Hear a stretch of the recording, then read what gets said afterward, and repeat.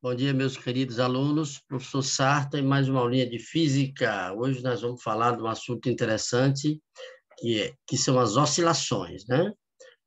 Antes de tudo, não se esquecerem, né? Não se esqueçam de se inscreverem no meu canal para a gente dar continuidade a esse trabalhozinho, tá bom?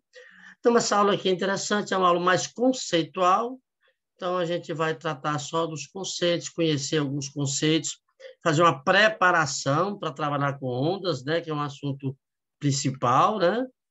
Vou botar minha canetinha aqui. Então vamos nós. O que são oscilações? O que é um movimento oscilatório e vibratório? Para compreender o que é um movimento oscilatório, imagine uma lâmina flexível, né? Presa perpendicularmente no suporte, né? Como mostra a figura a seguir. Então, está aqui. Ó.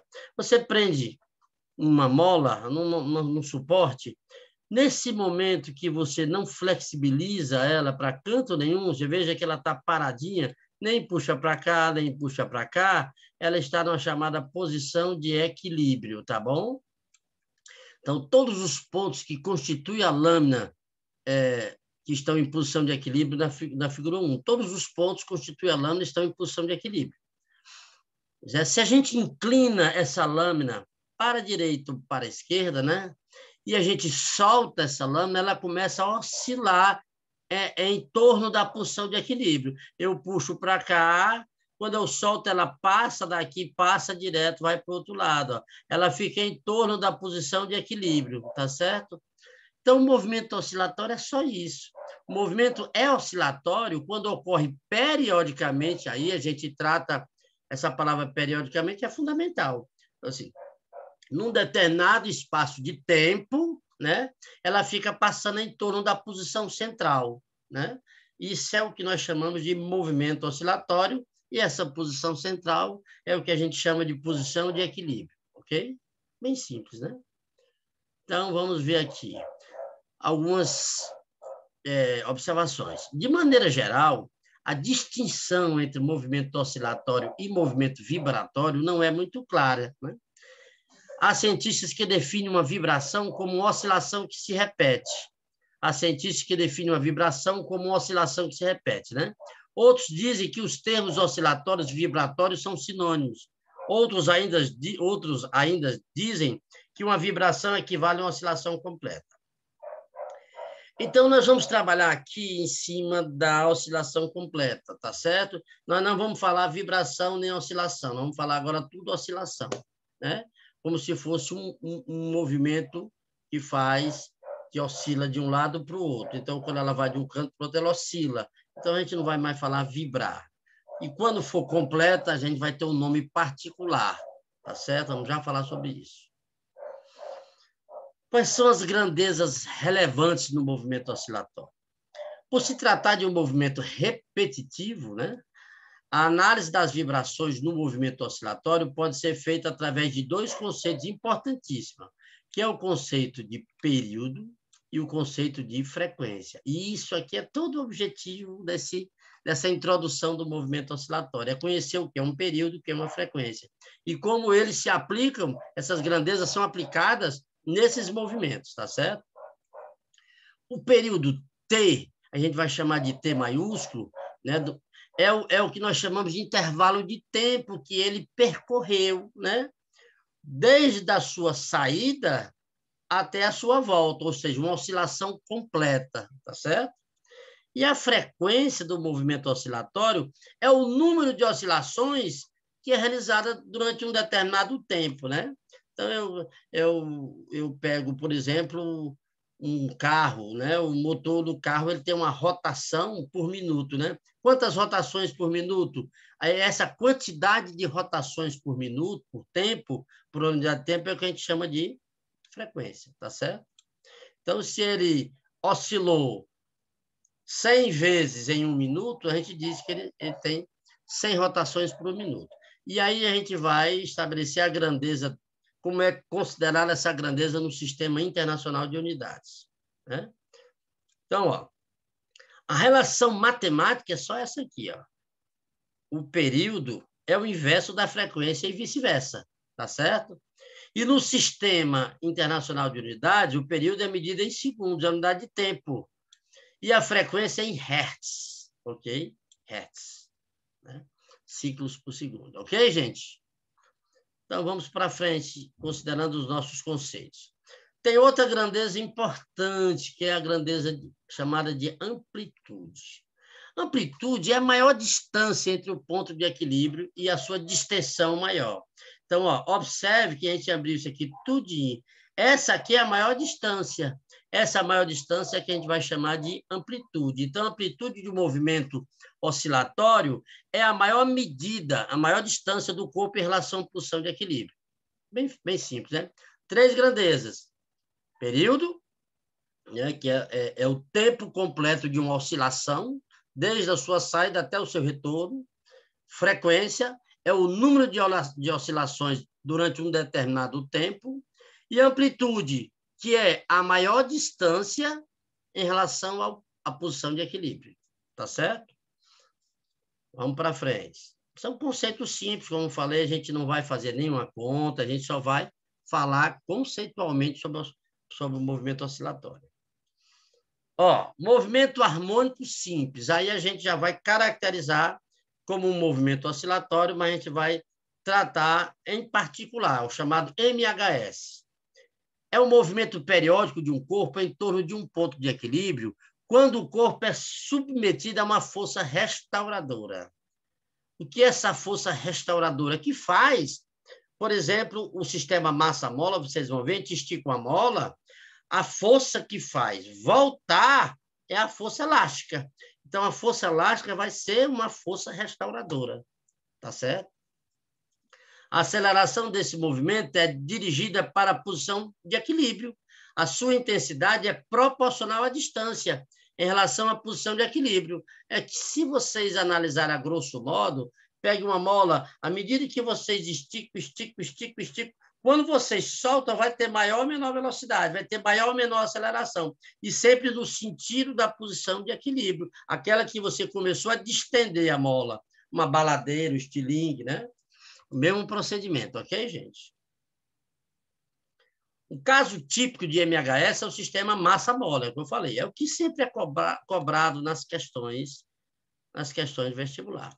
Formada por um corpo preso a uma mola, oscilando periodicamente, ou seja, a cada fração de tempo ela passa e volta durante um determinado intervalo de tempo. Então, essa oscilação ela é periódica. Quando eu falar em periódica, é porque o tempo que se repete é o mesmo dentro do processo. Períodos, né? A cada 30 dias nós temos um mês, né? A cada 24 horas nós temos um dia. É por isso que a gente fala a palavra período, né? Então, aqui, os quadros abaixo apresentam 6 momentos distintos do movimento desse sistema, considerando um plano horizontal e sem atrito. Observe aqui esses momentos. É interessante que você domine isso. O quadro é bem explicativo. Vou bem devagarzinho. Bora lá. No quadro 1, observe que aqui é a posição de equilíbrio. Vocês estão vendo, né? Então, eu puxei o corpo até a posição máxima. Essa posição máxima que ele foi é a nossa amplitude, né, gente? Amplitude na maior distância, na maior medida, né? Em relação à posição de equilíbrio. Então, eu puxei a posição máxima. Observe que quando ela chegar na posição máxima, ela vai ter uma velocidade nula. Porque vai parar, né? Vai estar em repouso, né? E vai ter uma máxima de extensão, não é isso? A força elástica também vai ser máxima, ela está no limite da força elástica, máxima. A velocidade é nula, a distensão é máxima e a força elástica é máxima. Quando ela retorna à posição de equilíbrio, nesse momento eu soltei o corpo, né? Observe que a distensão vai diminuindo, a mola está voltando à posição de equilíbrio, daqui a posição de equilíbrio. O corpo tem velocidade no mesmo sentido da força elástica. A força elástica, quando você puxa, ela está direcionada no sentido da posição de equilíbrio. E a velocidade vai ter o mesmo sentido da força elástica, tá certo? Quando está exatamente na posição de equilíbrio, né, a força elástica ela é nula. Como, professor? Ora, se Na posição de equilíbrio, se você soltasse, o corpo ficava preso à mola e não havia distensão, não é? Então, imagine que quando chegar nessa posição de equilíbrio, não haverá força elástica, ela é nula. Porém, haverá velocidade. Haverá velocidade. Tá certo? Vamos para o quarto quadro. A velocidade, havendo a velocidade, quando ela passou pela posição de equilíbrio, ela continua, só que no sentido oposto agora. Em vez de distender, ela vai comprimir a mola, né?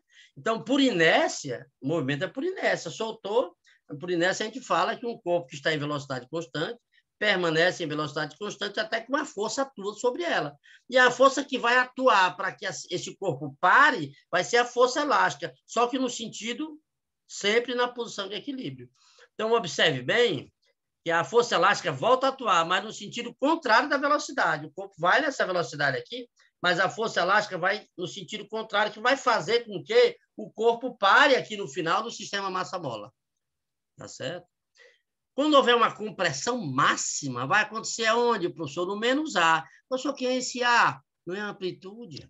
A amplitude não deu aqui no máximo, ela vai voltar ao menos amplitude, menos A, né?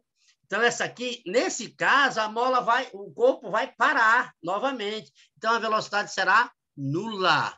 E a força elástica será máxima, de novo, porque ela esticou, ela comprimiu até o limite. Então, a força elástica vai ser máxima, empurrando o sistema de volta.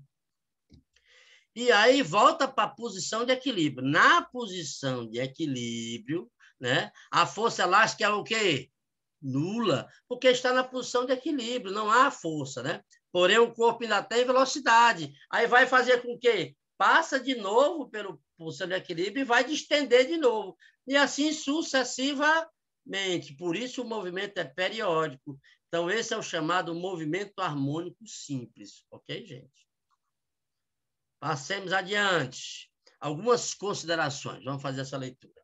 A mola, quando comprimida ou esticada, aplica no corpo uma força elástica. Lógico, se ela foi comprimida, ela aplica uma força elástica, né, contrária à velocidade. Se ela foi distendida, ela aplica uma força máxima voltada no mesmo sentido da velocidade, né? Então, esse movimento se dá sentido contrário ao deslocamento inicial, que se ocasionou a deformação da mola. Porque ela vai ter sempre uma tendência a voltar para onde, crianças? Para a posição de equilíbrio. Sempre a força vai estar sempre voltada para a posição de equilíbrio. Tá certo? E esse espaço, né? Essa posição que ela vai ocupando, é o que a gente vai chamar de deslocamento. E aí a gente vai usar X, ou delta S, etc. Né? E será positivo ou negativo de acordo com a convenção, né? A força elástica atua como uma força restauradora. Eu já vi questões perguntando sobre isso. Então, você não pode esquecer. Ela sempre está buscando a restauração, sempre buscando a posição de equilíbrio. A força elástica ela vai fazer esse papel. Ok, gente? Outras observações. Qual é o período do sistema massa-mola? E isso aqui, se vocês não queiram saber quanto é importante. Quais são as variáveis envolvidas para se calcular um período? Se vocês observarem, as variáveis aqui têm a ver com o quê? Com a massa, tem a ver com o quê? Com a constante elástica, né? Qual é a mola? Qual é o tipo de mola? Se for uma mola mais dura, tem um K diferente. Se for uma mola menos dura, tem um K. Então, essas variáveis, que são variáveis, porque a massa depende do corpo e a constante depende do tipo de mola. E o valor constante, que é π. Né? Π, nós sabemos que π é em torno de 3,14. Né? Então, professor, quer dizer que para calcular o tempo, eu só preciso da massa e da constante K? Sim. E isso vai influenciar, vou já falar sobre isso também. Para calcular a massa, eu também não vou precisar da gravidade. E esse sistema massa-mola é que é utilizado para fazer as balanças no espaço, porque não depende da gravidade. Porque você sabe que um corpo tem um determinado peso, porque o peso é a massa vezes a aceleração da gravidade. Aqui na superfície da Terra é um, na Lua é outro, em Marte é outro, etc, etc. Mas para eu calcular essa massa ou o tempo, para eu calcular a massa das coisas, eu não preciso da aceleração da gravidade no sistema massa e mola, porque se vocês estão vendo G aqui em algum canto, não tem, tá certo? Então, ó, tá aí o período, né? Infelizmente, tem que saber as formulazinhas, né? T é igual a 2π vezes raiz quadrada de massa dividido por constante gravitacional, constante elástica, perdão. Então, aí vamos ver aqui, só ler a expressão, a qual indica que o período T de um sistema massa e mola depende da massa do corpo e da constante elástica da mola. Sendo expressa em unidades, essa expressão também permite chegar às seguintes conclusões. Olha as conclusões. Quanto maior a massa, maior o período do movimento, que está de acordo com o conceito que a massa de um corpo é a medida de sua inércia, né? Verdade. Quanto menor a constante da mola, né? Maior o período do movimento. Quanto menor a constante, é o que a gente chama que a mola fica mais flexível, mais frouxa, né? Então, quanto maior a constante, a mola fica mais dura, mais resistente, né? Então, o período será mais rápido. Porque se a mola fica flexível, né? Ela vai demorar mais até estender máxima, né? Vai demorar mais a comprimir máxima, né? Então, essa é outra observação importante.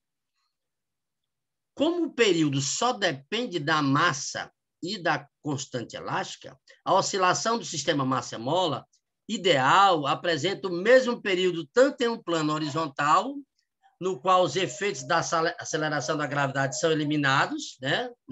Na superfície da Terra, pela força normal, quando em um plano vertical. Então, você pode botar ele de qualquer maneira, porque não há efeitos perceptíveis da gravidade, da aceleração da gravidade. Porque observe novamente que na fórmula não existe aceleração de gravidade.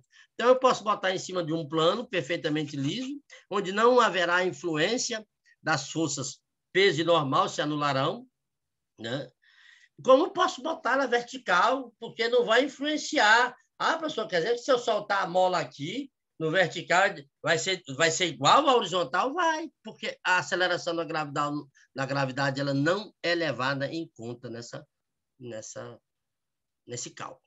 Tá? Outra coisa importante, aí ele vai fazer aquele comentário que eu falei para vocês. Ó.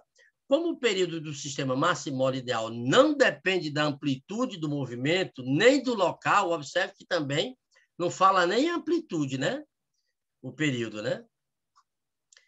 Então, o movimento de um sistema massa-mola na Terra ou em qualquer lugar do planeta terá o mesmo período. Qualquer lugar do planeta terá o mesmo período. Aquele sistema massa-mola, com aquele tipo de mola, com aquele tipo de massa, né? Aí é o caso que eu falei, a balança dos astronautas, por exemplo, é feita com o sistema massa-mola atrelado a um cronômetro que mede o período que esse sistema leva para realizar uma oscilação, e não com o dinamômetro, que é o que a gente usa corriqueiramente para calcular a massa, né? Que depende da aceleração da gravidade, como é o caso das balanças comuns. Conhecendo-se a constante e o período da mola do sistema e substituindo-os na equação do período, tem-se a massa do corpo que oscila do sistema massa-mola. Então, a gente pode pegar, o cara está lá na Lua e quer saber uma pedra que ele pegou, qual é a massa daquela pedra. Se ele fosse calcular uma balança comum, que sofre a influência da gravidade, aí a bicha ia ficar bem leve, né? Então, a massa ia ser distorcida. No sistema massa e mola, se a massa de uma pedra lá é 2 kg, são 2 kg, aqui seria 2 kg do mesmo jeito, porque não depende da aceleração da gravidade. Ok, gente? Um conceito importante de pêndulo simples. Todo mundo já viu naqueles filmes o relógio oscilando de um lado para o outro. É o que nós chamamos de pêndulo simples. É chamado pêndulo simples todo o sistema formado por um corpo preso a um fio, por exemplo, uma pedra na extremidade de um pedaço de barbante, né? Por exemplo, que pode oscilar livremente quando suspenso. É o conceito de pêndulo simples, que também vai se encaixar no sistema de oscilação, nos movimentos oscilatórios, né? E aí, Aí tem só as componentes das tangenciais que a gente está observando, que é a componente peso. Ele vai só explicando nesse quadro que após ser solto de determinada altura, o pêndulo oscila para a direita. Então, eu prendi o pêndulo aqui. Soltei, ele vai oscilar para a direita. Nesse caso, as componentes vetoriais, aí o aluno tem muita dificuldade, vetoriais, porque o peso ele não é para baixo, não é sentido perpendicular, mas como ele está aqui, ele vai ter as componentes vetoriais. Está aqui. Então, a componente vetorial tangencial, né? Ela vai estar sempre no sentido da velocidade, para cá, tá vendo? Quando chegou aqui, no centro, não haverá componente tangencial, porque o peso está na posição dele, vertical. Então, a força, a componente tangencial do peso é nula. E mantém o movimento para a direita, porque eu soltei, ele continua em movimento. Passou pela posição de equilíbrio, a componente tangencial é nula. Quando ela sobe, a componente tangencial vai tendência a voltar para cá, porque o peso está nesse sentido. Mas as componentes dele estão no sentido do movimento, são componentes tangenciais. E agora no sentido contrário à velocidade. Tá certo? Isso é só um conceito, né, gente? Nas contazinhas, a gente vai precisar usar algumas fórmulazinhas. Por exemplo, a fórmula do período de um pêndulo simples. É uma coisa que depende. O que é que depende do período? Lembrando das crianças, que é não esquecer, período é o tempo gasto pelo sistema de um movimento oscilatório que faz a oscilação completa. Então, é um período. 2 períodos. 3 períodos. E se for um pêndulo simples, o que é que depende, professor? Depende do comprimento do fio e depende da aceleração da gravidade, tá? Isso aqui é um valor constante, que é o valor de π, né? Então, ó, para um ângulo pequeno, o período T de um pêndulo simples pode ser calculado pela expressão, em que G é a aceleração da gravidade e L é o comprimento do fio. Analisando, quais são as conclusões? O período de oscilação não depende da massa do pêndulo. Agora é diferente. Ó. Você pode botar um bloco de 1 tonelada para oscilar numa corda e pode botar um bloco de 1 quilograma. Esse período não vai oscilar de acordo com a massa. Quanto maior o comprimento do pêndulo, maior a oscilação. É porque é o seguinte, ó, o L está no numerador, então ele é diretamente proporcional ao período. Quanto maior o comprimento do fio, maior o período, tá?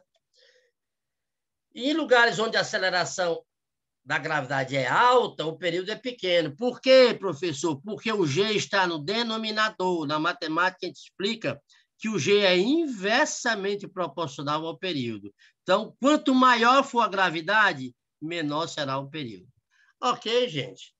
Então, assim, uma aula simples, conceitual. Obviamente, essa aula necessita de exercício, de fixação, para que vocês melhorem o desempenho. Tá bom? Então, é isso aí para hoje. Muito obrigado pela atenção. Até a próxima. Boa sorte.